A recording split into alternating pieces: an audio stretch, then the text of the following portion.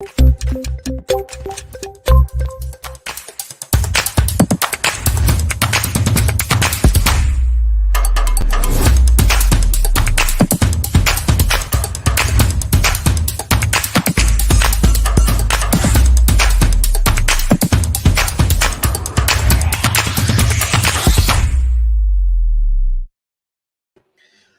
everyone. Welcome to today's show. And if you're joining for the first time, this is part of our industry series for which we meet every Tuesday at 5:30 p.m. Eastern. We review one vendor or the solution. And for today, we are going to be reviewing Oracle PeopleSoft. And the people who know Oracle PeopleSoft, that is the solution that is known for their HCM, HRMS capabilities. It used to be the Workday of 80s, 90s. It is still used and supported by Oracle. So we are going to have a lot of fun discussing that. Before we do that, we are going to start with everybody's intros. I am going to start with my intro. If you don't know me, I am Sam Gupta, principal at Elevate IQ. Elevate IQ is the independent ERP and digital transformation consulting firm. And PeopleSoft is always, and JD Edwards are always two solutions that are always our clients are either upgrading, migrating from them. So on that note, I am going to start with Andy on his intro. Well, thank you, Sam. My name is Andy Pratico. I've been involved in ERP software for manufacturers specifically forever, and I worked all over North America. I lived in the U.S. for 11 years, focusing on aerospace and defense contractors at the time. But I am Canadian. I live outside of Vancouver, British Columbia, and I have a published book that helps companies uncover the truth about ERPs before they buy. So thank you so much, Sam. All right, amazing. Thank you so much for being here, Andy.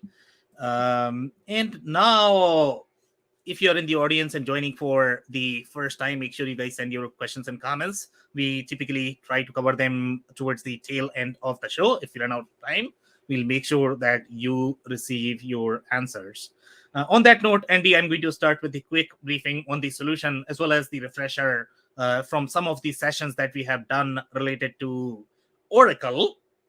So overall, from the corporate strategy perspective, Oracle right now, as far as I can see in their cloud strategy, if you go and try to explore the customer journeys, especially for the cloud, the way they are trying to position themselves, the way they are trying to market themselves, there are going to be only two solutions. Number one is going to be the big boy Oracle Fusion ERP, Oracle ERP Cloud is what they call right now.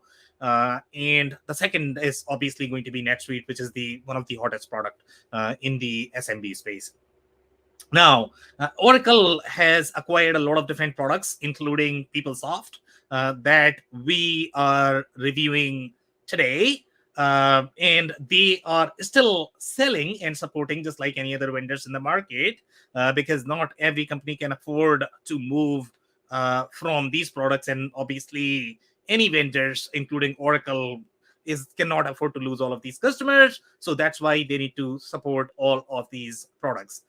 Right now, it's not entirely clear whether they have a strategy for PeopleSoft or not. In the long term, they are still doing the support for the product more in terms of the patches. That's my understanding. I'm not too sure if they really have a cloud version. It does seem like that they might have single tenant cloud probably. That's how most of the legacy products are supported. But as such, they have not re-architected the product for the cloud world. That's my understanding of the product. Overall, from the sizing perspective, it is supposed to be one of the biggest product. But if you look at the industry verticals, it is not supposed to be the mainstream ERP product. And when I say mainstream, typically I mean mainstream as being distribution, manufacturing, retail, product-centric industries. That's where the ERP is going to be used for a lot thicker application overall in terms of the scheduling planning. But the other industries are not going to have as much adoption of the ERP. They are going to be using it for the financial reporting, ARAP, finance, maybe procurement, and that's why these ERP systems take slightly different approach the way they like to position themselves. For example, they are going to have very strong HCM component as part of their offering. Okay, and that you are going to see flavor when you look at any of the service-centric ERPs. That is going to be your unit force of the world. They have very strong HCM component. They have very strong student module, which you are not going to find in any other ERP, but that is the operating system for the universities. They are also going to have very strong component of strategic sourcing, which you might not find in some of the mainstream ERPs that are going to be there for distribution, retail, manufacturing. Now, the other ERP systems that are going to be comparable with it are going to be your Workdays of the world. Now, when you compare Workday, it's the same founder who created PeopleSoft, moved on, sold to Oracle, started another company called Workday, and obviously Workday is super hot. The way Workday started, they started as the HCM product for the enterprise companies, and now they have moved into financials. It is the exact same journey for PeopleSoft as well. They try to migrate more towards manufacturing as well, but for the most part, it is very service-centric ERP in general, the way it is designed. So I'll pause there. Andy, I don't know if you're going to have any sort of commentary there. Not too much, Sam, other than the fact that, we always hear about the top 4 ERP vendors in the world being SAP, Oracle, Microsoft, and Infor. There's always a debate which one's third and fourth, but there's also a debate about which one's first and second. Do you have any idea on that these days, Sam?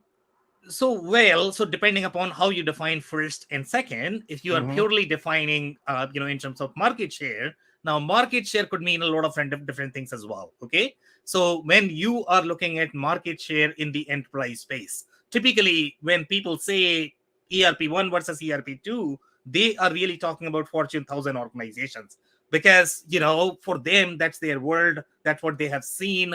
And for them, it's going to be, they have seen only 2 ERPs, which is going to be either SAP or Oracle. That's why you have number 1 and number 2. But I don't know if there is a clear debate in terms of which is going to be number 1, number 2. It's really understanding which market you are talking to, and for your market, which is going to be the number 1 ERP that you want to go for. But as such, in the enterprise space, if you look at the market share based on total revenue, SAP, Oracle are probably still going to be the top 2. Andy, you're on mute if you're speaking. I just said I totally agree, Sam. Amazing. So, all right. So Dave is going to be a little late, so let's wait for him. He's going to be joining. But I'm actually going to move on to the slides right now. So here, a couple of commentary similar to what I have already mentioned. So here, PeopleSoft is a company that provides human resources management systems, HRMS, capabilities. Now, if we, Andy, I don't know if you remember the Workday presentation that we did, they also call themselves as the enterprise HCM platform. When you look at the enterprise HCM platform, for example, if you go to SAP, SAP would never claim their SuccessFactors product as the ERP, because ERP is supposed to be SAP S/4HANA. Sure, SuccessFactors is going to be part of your SAP S/4HANA suite, but as such, SuccessFactors is not really an ERP. But here, when you look at Unit 4, when you look at Workday, when you look at PeopleSoft, they are calling themselves as ERP, but essentially it's really an HCM application with some financial capabilities for service-centric organization. That's what these systems really are. So the second thing they are saying is HRMS, FMS, supply chain management, customer relationship management, and enterprise performance management.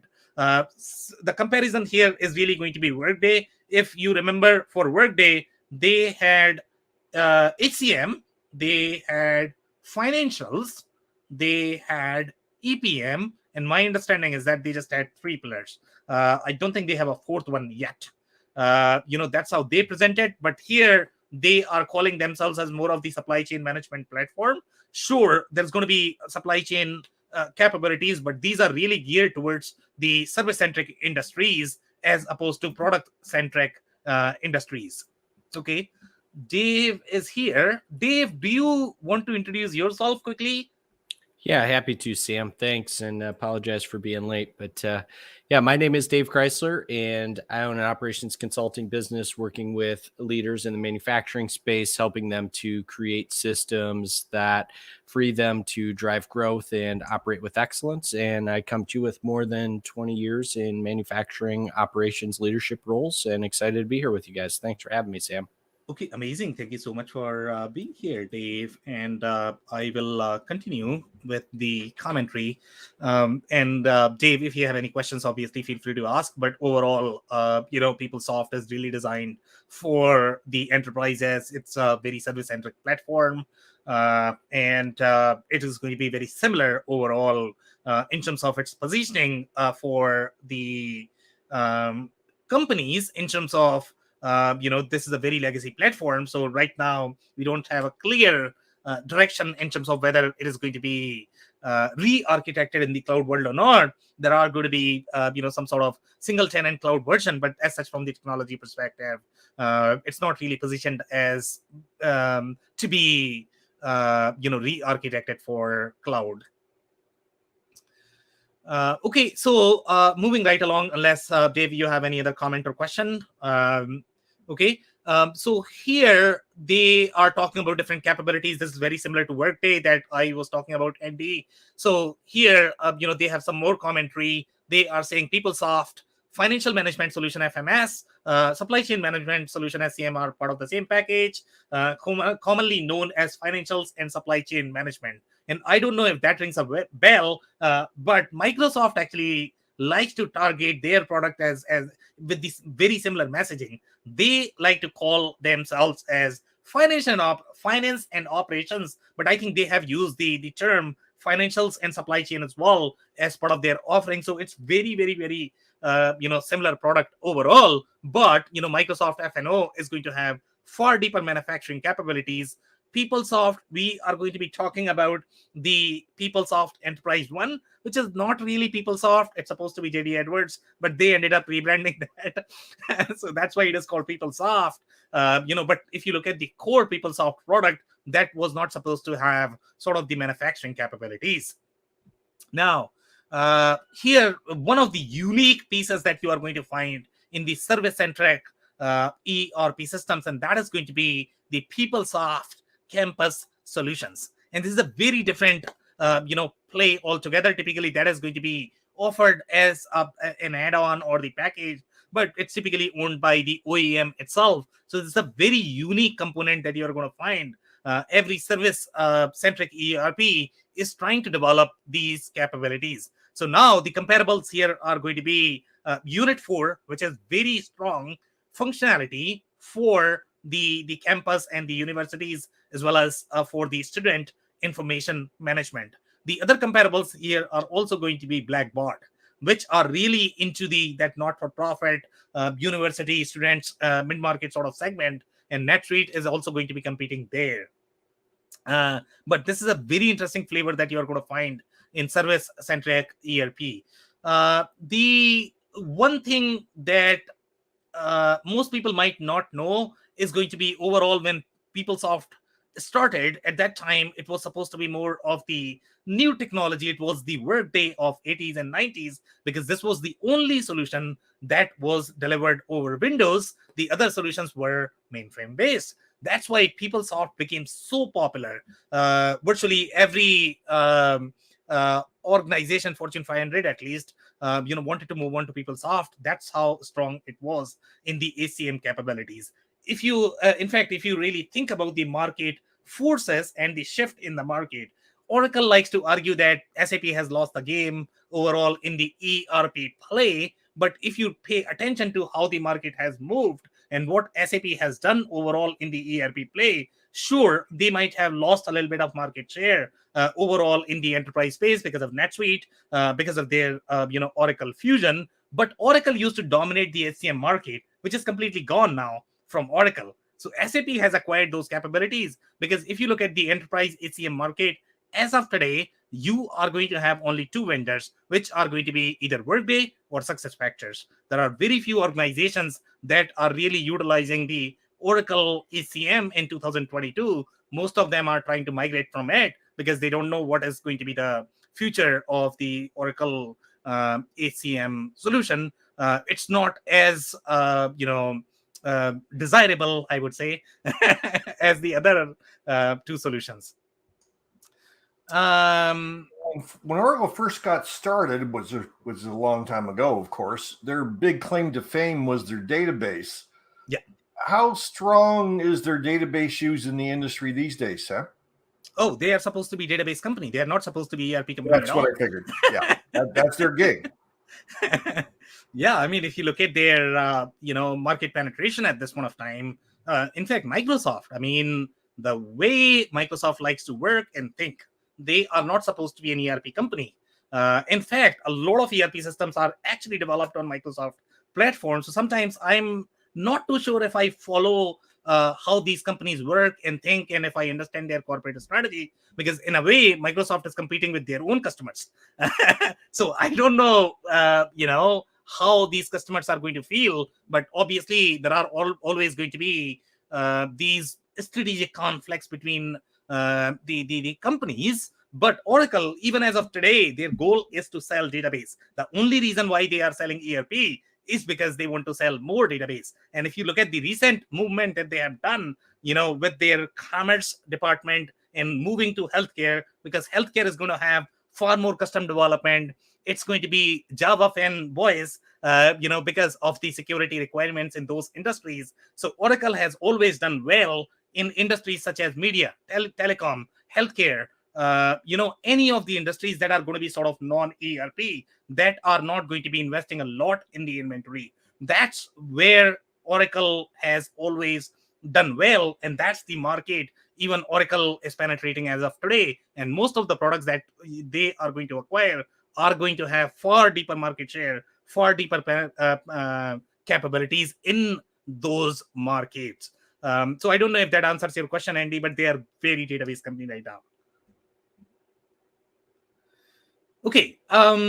So here now, and by the way, MEC, there is one more comment that I would like to make between SAP and Oracle. SAP and Oracle, they have always been fighting, as you know, and there is always a conflict between Salesforce and Microsoft, because they both are fighting for the CRM market share overall, right? So typically, the reason why Oracle obviously does not like SAP, because SAP has its own database, and it doesn't really add to Oracle's bottom line. If they were using Oracle as database, then probably SAP would not have as much problem. And that's why SAP actually moved away from Oracle to HANA, because that was the strategic move that they had to make. So now they are not using, they used to use Oracle a little bit, but now they are not using Oracle anymore. And that's why you have far tighter alignment of SAP with Microsoft in general from the strategy perspective.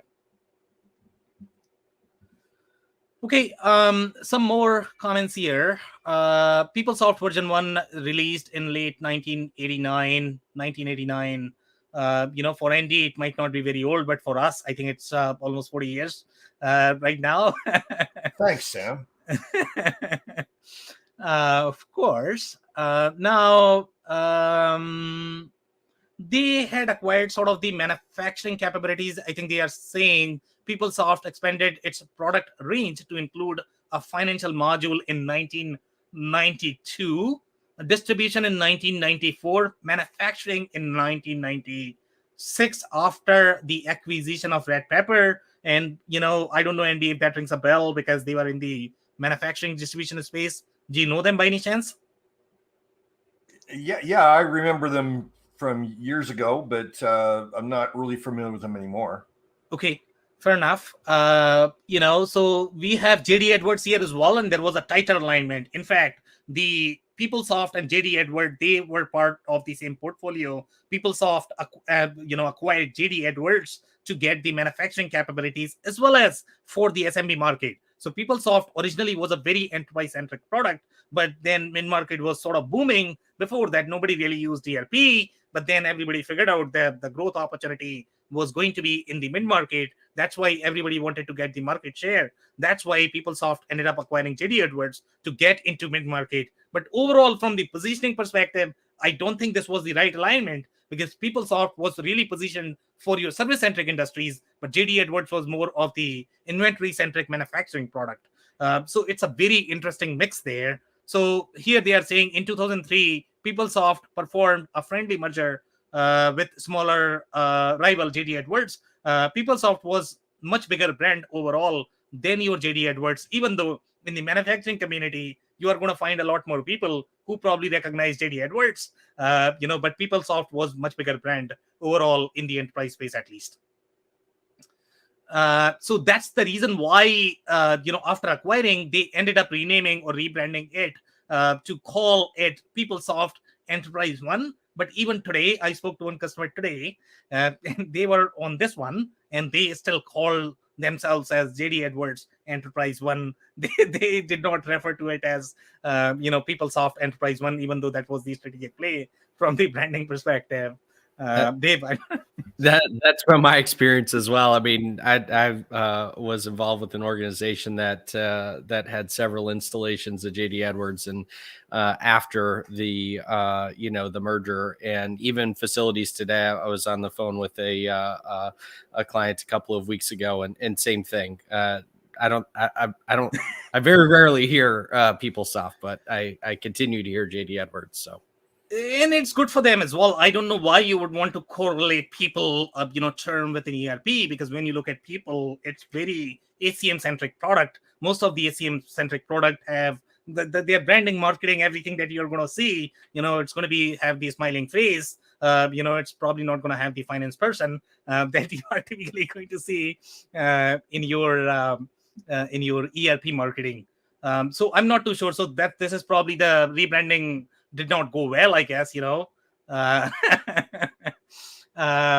here's some more comments here. In 2003, Oracle began to maneuver the control of PeopleSoft company. In June 2003, Oracle made a $13 million, that there was a little back and forth overall in terms of that acquisition, which is very interesting overall.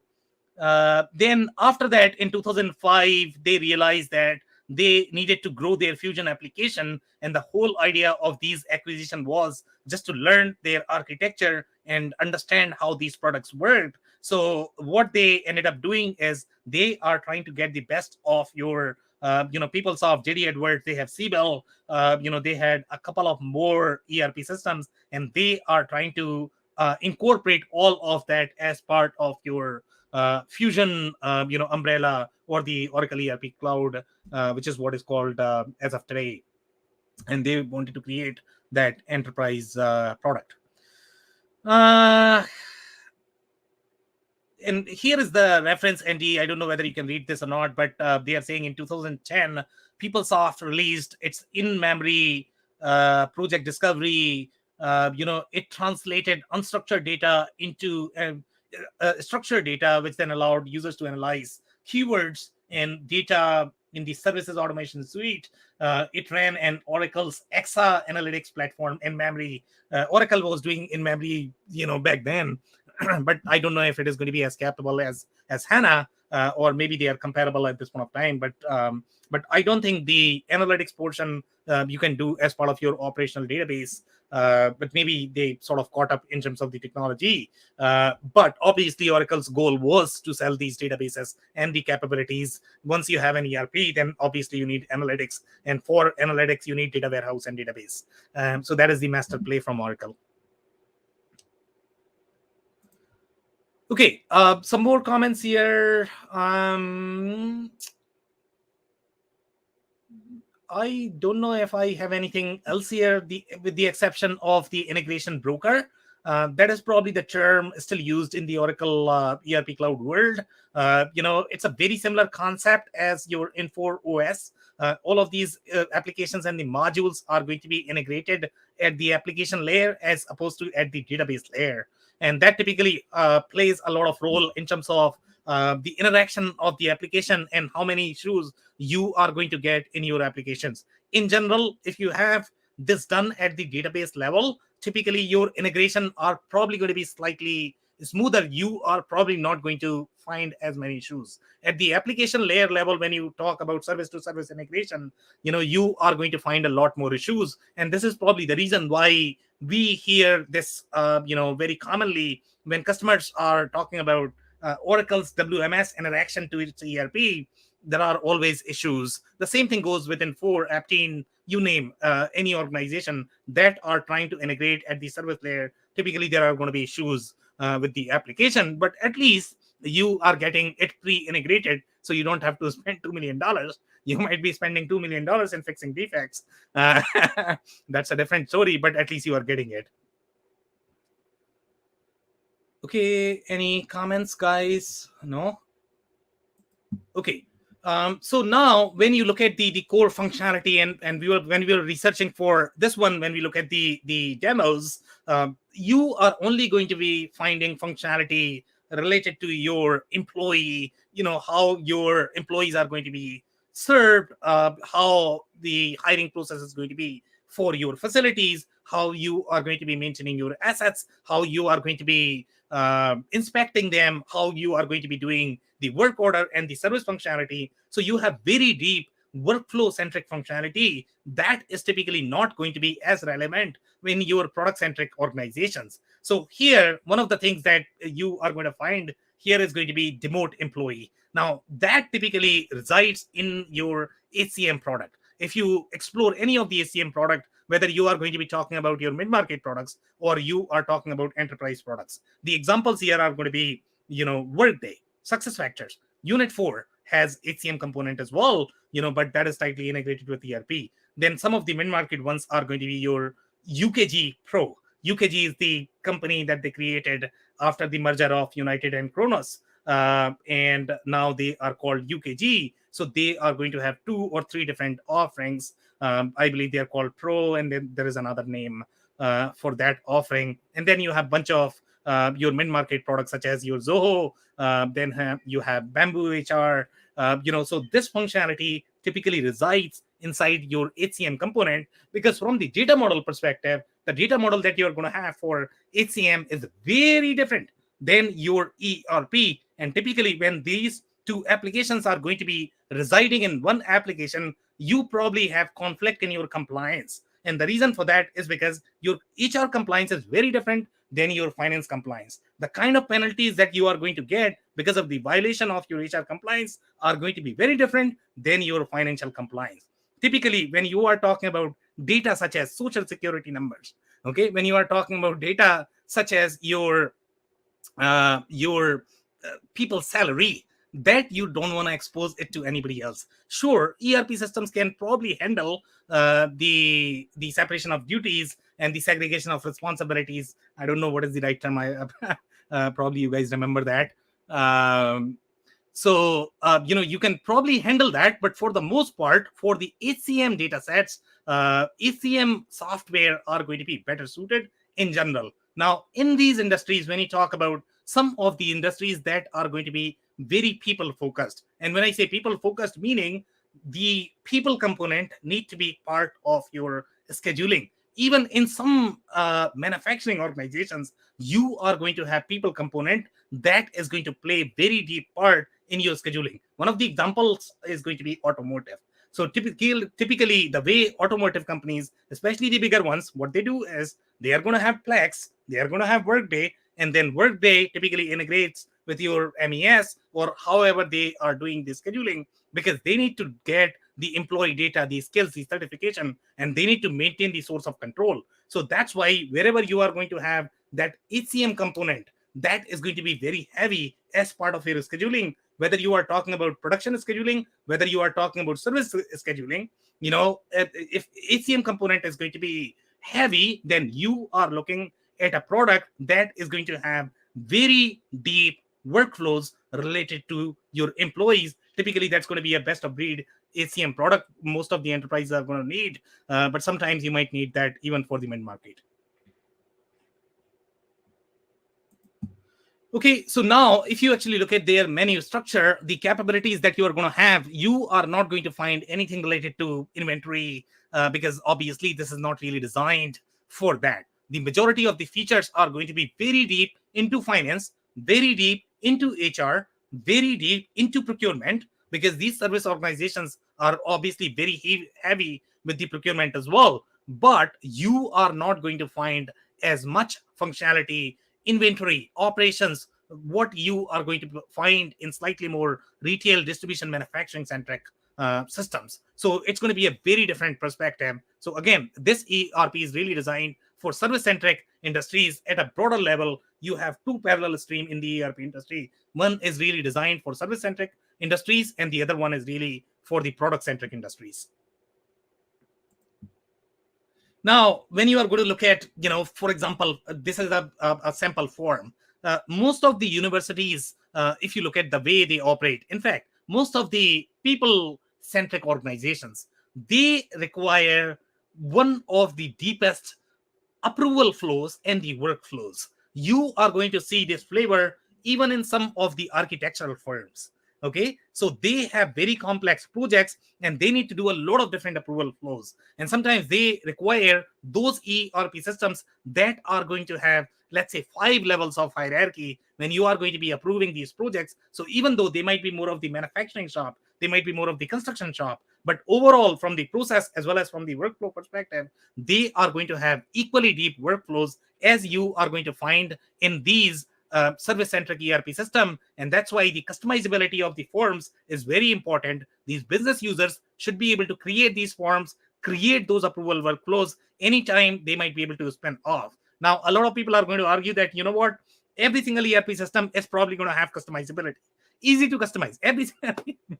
Okay. You go to Infor, they are probably going to claim that. You go to Epicor, they are going to claim that. But here we are talking about this customizability from the HR perspective, whether HR people are going to feel comfortable in customizing these forms or not. So the customizability needs to be designed from their perspective. And this is where this product really shines. When you look at the workflows, the way they are designed, it's really designed from the perspective of HR. Dave, Andy, somebody unmuted. Do you guys have comment? No? Okay. So some of the very interesting things that I have not seen in any other ERP systems, I believe, is going to be capital budget amount, which is probably new, even on the project screen. So again, that sort of impacts your financial processes. So these are some of the signals that you are looking at when you're looking at your service-centric ERPs. For example, funding source. You are probably not going to find that in the other ERPs that are going to be slightly more distribution manufacturing centric, because these guys are going to be far deeper in that CapEx projects. The kind of projects that they do per year, that capability has to be inside your ERP system.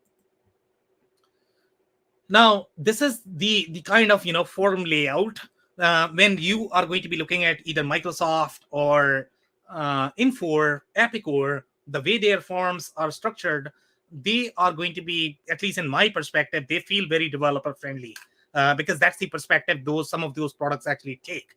In this particular case, when you look at the way these screens are laid out, it's very HR centric, where you don't have any sort of technical details in terms of the how the fields are going to appear, the color, the fonts. You don't have all of that. The form fields are really trying to communicate about how your fields are going to be, how they are going to be structured on the form. But at least from the visual perspective, you don't have as much customizability. And that's what sort of isolates, okay, the developer perspective is going to be, okay, let's make the form really pretty.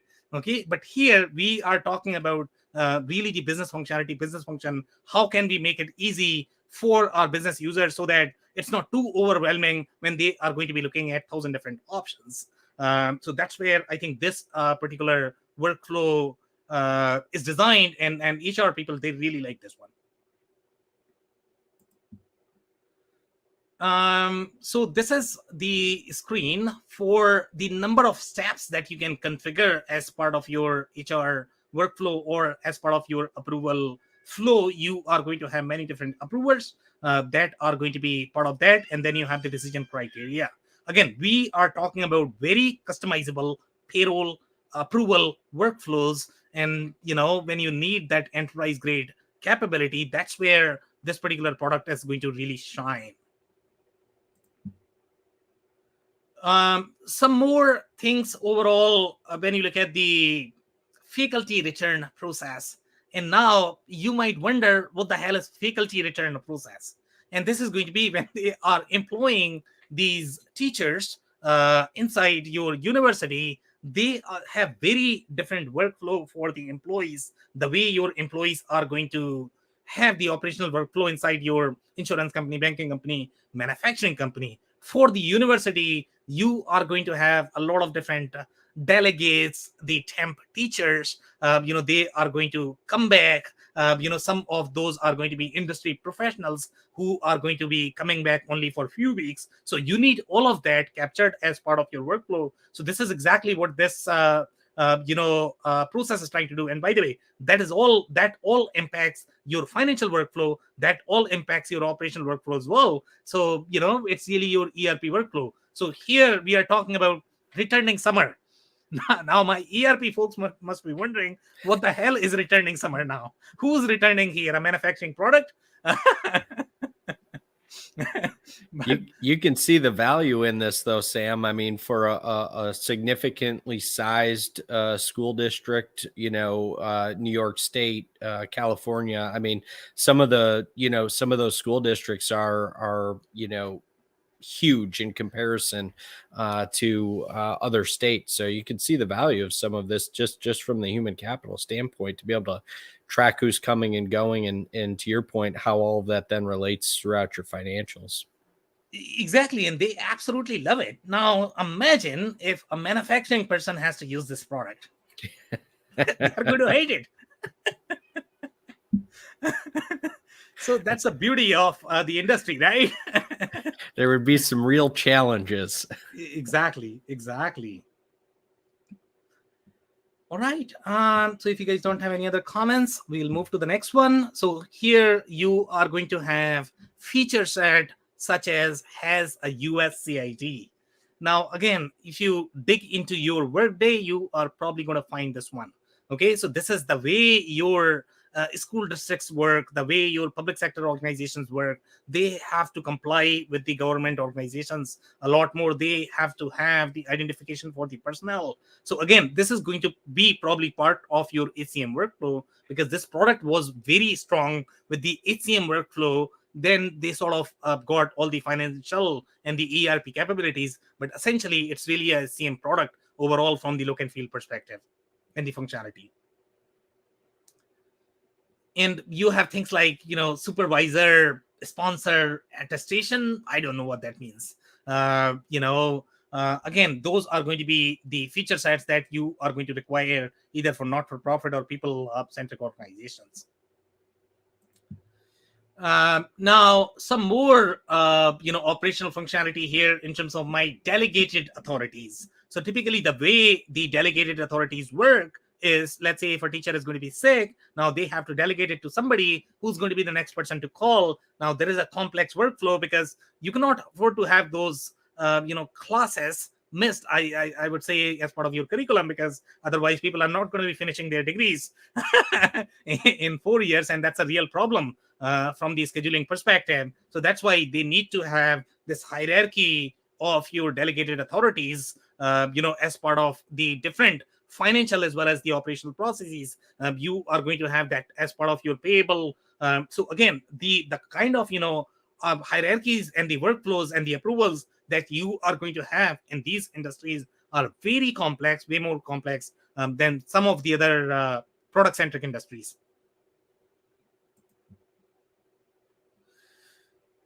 Okay, some more interesting features such as Proxy. Now, Proxy, what is that? Can we find that in any of the manufacturing-centric ERP systems? You are probably not going to find that unless a manufacturing ERP system is trying to play both. For example, when you are going to be reviewing ERP systems such as Pronto, And I don't know whether you guys remember this or not.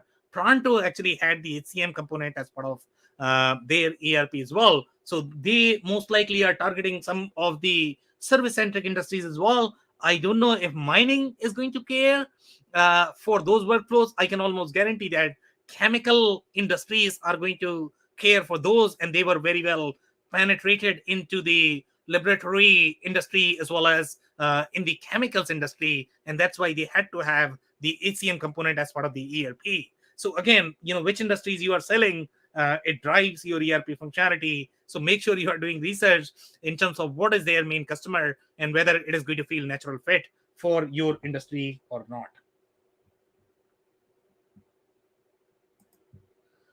Okay, now when you look at the work order, and this is going to be a service order, when you are going to be comparing this with some of the other ERP system, but the kind of processes that you are going to have, the kind of depth you are going to have in these work orders, you might not be able to find in other ERP systems unless they are really designed for service-centric industries. So some of the things that you are going to find in very unique terms, for example, shop. Now, what is a shop? Now, shop could be a shop, repair shop, where this is getting repaired, right? That's why you have the shop ID. Some of the people might, think that this is probably a manufacturing shop, but again, you are probably not going to, this is not really designed for manufacturing. This is a work order. So this is going to be a repair shop where this is being repaired, and you need to use the right functionality so that it's allocated for the right GL account where you want to send this. Otherwise, you are probably going to have problems. Now, you are going to find things like asset unit, asset ID probably is going to be there in a lot of different ERP systems if they are going to be deep into the service-centric functionality. The places where you are going to find depth is going to be overall in terms of the hierarchy of your task and the amount of intelligence that you can have as part of each of the tasks, and how that is going to impact your planning and the scheduling workflow is going to be very different. It's going to be very deep with this ERP system. But some of the things that you might be able to notice here is going to be, this is really for building, and typically these are going to be the CapEx project that these universities, the cities are going to be building, and cities are always building something.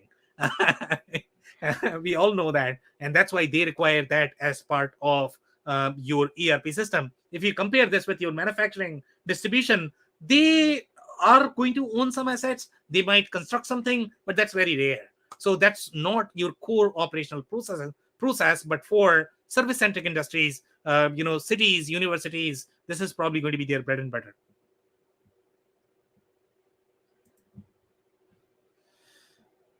Okay, the other things that you are going to notice here is going to be the inventory integration with your work order.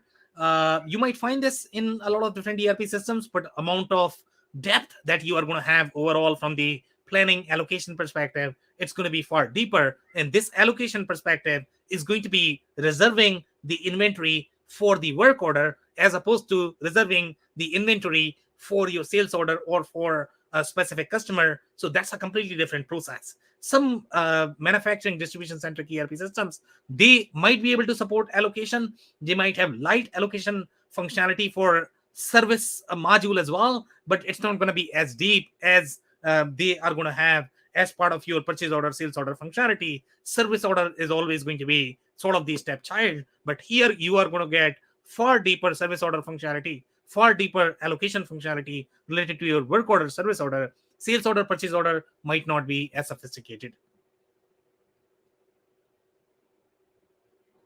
And you are going to have things such as required start. By the way, it also has the start time, which is sometimes that could be harder to find in a lot of different systems. So again, the scheduling is going to have the time variable as well, because you are looking at these intraday jobs which can be finished in like an hour. So you need to make sure that you are accounting for that and you are able to plan based on that as well. Then you have things like overlap, which is a very different term. I don't think overlap is used in the manufacturing ERP systems. You guys need to remind me. So you have delay, you have slack. It is. Overlapping operations. The next one's starting before this one's finished. But you don't set that up as such, right? As part of your, right, Dave? Yeah, I mean, not that I'm aware of. I mean, I know it happens, but not to my knowledge in terms of like a setup feature that you would that you'd be accounting for in there. I mean, I think that's more of a a function of what's happening out on the shop floor than anything. No, there are ERPs designed for manufacturing that do have the overlap capabilities. I can tell you all about it later. Very interesting. Great commentary, guys. Thank you so much. But here, in my mind, I think that's very unique because, when I think of the manufacturing-centric ERP system, in my mind, the workflow is going to be you provide your setup time, you provide your runtime, and then system is going to accommodate for the overlap automatically. You don't sort of have the option to specify the overlap. But Andy, I'm pretty sure you have seen that. And maybe those ERP systems also cover the service-centric industries, and that's probably the reason why they probably need to have that. Possibly, Yeah. It does. Anyways, yeah. Go ahead. No, I'm good. Thank you so much, Andy. If you are good with that comment. The other thing that this is the when you look at the craft, and craft is a skill set, and that skill set drives your billing rate, and that's a very critical piece of functionality that you need to have as part of your operational workflow. Now, you might have a resource captured, but a resource is not really an employee inside an ERP system. It's not supposed to be an employee. Okay, even though you might call it an employee, but it is not supposed to be one-to-one with the way you are paying to your employees. Okay, it's just a resource.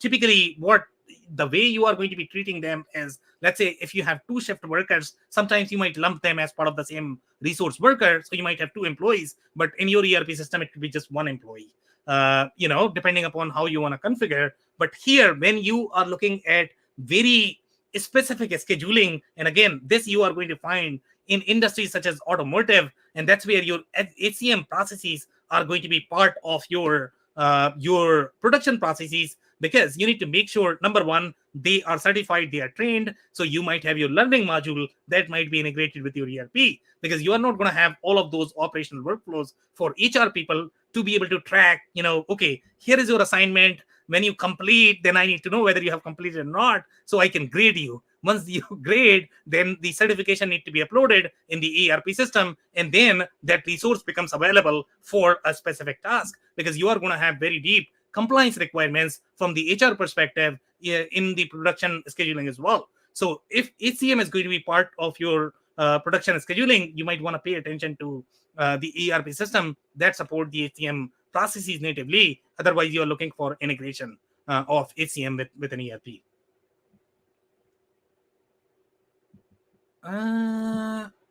Some more comment here. Overall, this is also very important. Now, again, this is very unique only for the service-centric industries, where you are going to have an ability to be able to allocate for the specific service order.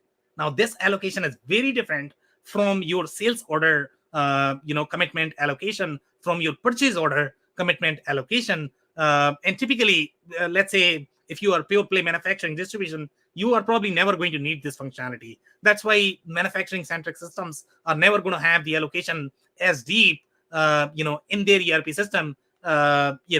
So again, you are going to find this only in service-centric ERP systems. So when you are going to look at, let's say, IFS, Unit 4, when you are going to be looking at Salesforce, Salesforce has very strong field service and the technician component. Microsoft is probably going to have very deep commitment for the service orders as well. So again, pay attention to which allocation, which commitment are we talking about when you are reviewing these systems. The scheduling complexity for the work orders. So here, it's very, very, very different and complex, the way scheduling works. Most people, when they talk about scheduling, they are going to think about production scheduling. But your service and the work order scheduling could be, as complex, because here you are not only going to incorporate your HCM component, sometimes you also need to incorporate your transportation component, because you need to make sure that probably, Sam. Exactly. And by the way, if you are going to be scheduling based on the resources, and when your resources are going to be just one of a kind, where you have just one scientist who you are trying to schedule for a specific work order, they are probably going to be bottleneck for everything. So service industries probably have very different challenges than your manufacturing industries. So make sure you guys are paying attention to that. The scheduling algorithm is going to be very different as well. For example, here we have one feature: always generate work orders based on the PM schedule. Now, PM becomes very important for these organizations because PM cannot be the bottleneck. If they are the bottleneck themselves, then probably they are not a good project manager in general. So that's why you need a system that can sort of schedule around PM's availability. So they are probably going to be the critical component of your scheduling. That's why you have this feature. Now, PM is not as relevant in manufacturing, distribution, product-centric industries. They probably don't even have that role. Some comments. So obviously, our assumption based on this product was this is really the enterprise-grade product designed for service-centric industries. So here, this review is coming from 2021. The comment says, handles everything what a HR manager can ask for. Okay. And here they are saying PeopleSoft HCM is very useful tool. 2021, guys. So they still love it. It's a big deal. And then they are saying more than 100,000 employees. Can you believe this? That's massive. That's massive workload on the system. So that's the kind of scale that we are talking about. Okay, it's really designed for those organizations. Here they are saying HR professionals and employees to use after purchasing PeopleSoft HCM. You will get a team of consultants from them. Okay, so they have the HR professionals as part of the team, I guess, that they provide. Then here they have some more commentary: change in marital status and other employee related changes very easily. So again, that's not very ERP centric functionality. That's going to be very HCM centric functionality. It can easily handle HR related functionalities like payroll, work management. Yes, I agree with you. Here they are saying PeopleSoft is still the best ERP for very large enterprises, but they are not being careful in terms of which enterprises are we talking about. So in this particular case, it is the higher education, 10,000 plus employees. Yes, you're right. This is the right enterprise for software such as PeopleSoft. So here they are saying PeopleSoft Financials is being used across our entire organization, many facets. It is used to solve numerous problems and facilitate most of our processes in some regard, and to some degree, we use PeopleSoft for HR, financials, CRM, contracts, and grants. That's a beast, okay, for these organizations. Okay, so they are handling contracts and grants, and obviously the systems that are going to be targeted for your service-centric industries, they are going to have very deep capabilities for those. Capitalized asset management, that's a very different beast from the finance perspective.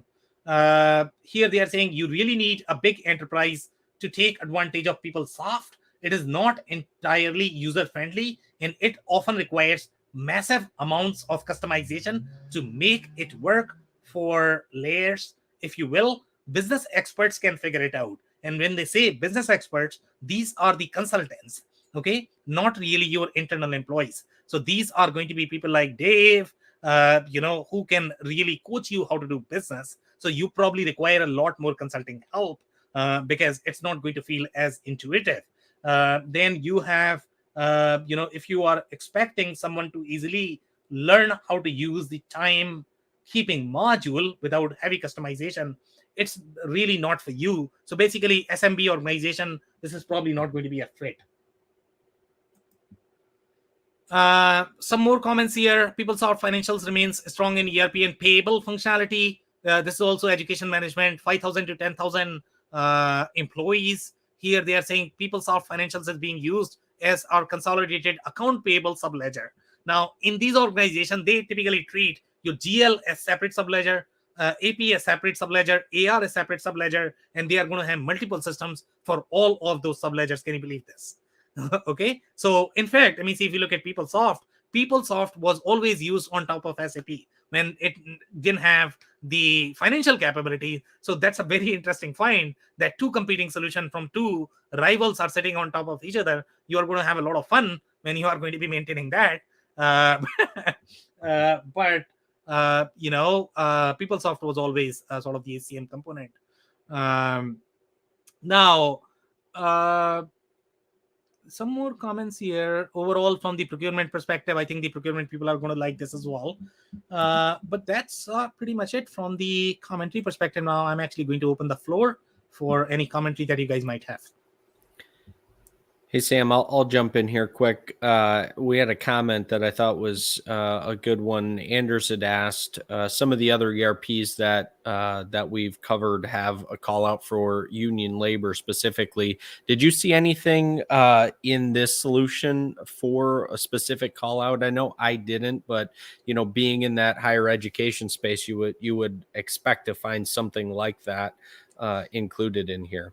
So union, it's a very interesting comment. And when you look at the segregation of HCM software, even the HCM software, the way they are designed, they are either designed for your blue collar workers or white collar workers. Typically, the union functionality for blue collar workers is going to be very different than your white collar workers. So when they are talking about industries such as manufacturing, construction, the kind of union functionality that you are going to require there is going to be very different than what you are going to see here. So sure, there might be some unions as part of the university, but it's not the same. And I really don't think Oracle will sell to the industries that are going to have predominantly blue collar worker, because it's probably not going to work. That's probably an oversell. And there are compliance issues in terms of where you can sell, especially the HCM software.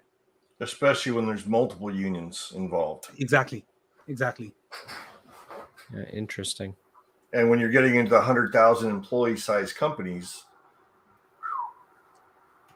Well, that last comment seemed to be quite out of place. That last review, if you notice, it was, I think, 51 to 200 employees on that last review. That seemed, especially just from a complex payroll, functionality standpoint, this definitely wouldn't seem to fit the bill in that case. But, enterprise, the whole enterprise position, I mean, it makes it even more interesting, the whole JD Edwards, how all of that unfolded in the positioning. I mean, it's just completely separate solutions. So it's really interesting what they are, what they were originally trying to do, how it kind of worked out, where it all fits. But this definitely has a place in the right, in the right setting, like all of the solutions that we've talked about. Exactly. Andy? Yeah, but the right setting for this product is so huge. I mean, Sam and I were talking about this earlier. SAP, Oracle, it's all Fortune 500 companies. Yeah. Exactly, guys. Any other commentary? No. All right, guys. That's probably going to be a wrap. And just in conclusion, if you're looking at PeopleSoft, number one, look at the roadmap. I don't see a reason why you would be installing PeopleSoft in 2022, just because there are better alternatives. PeopleSoft still marketed? Yeah, it's definitely marketed and sold. It's still promoted, is it? Yeah. There are better options out there. So I don't know, if this is the product that you want to buy in 2022. And if you are on PeopleSoft as of today, then you probably want to figure out the migration path from it. And obviously, my assumption is going to be you are probably going to be enterprise and the service-centric industries. Then only you will be using PeopleSoft for manufacturing, distribution, retail. I'm not sure if this is the right product for you to explore. On that note, thank you so much for joining, everybody. If you joined for the first time, this is part of our industry series for which we meet every Tuesday at 5:30 p.m. Eastern. We review one vendor or the solution. So make sure you guys are going to be here next week. We are going to come back with another solution or the vendor. On that note, thanks everyone for tuning in tonight. Thanks so much, Sam.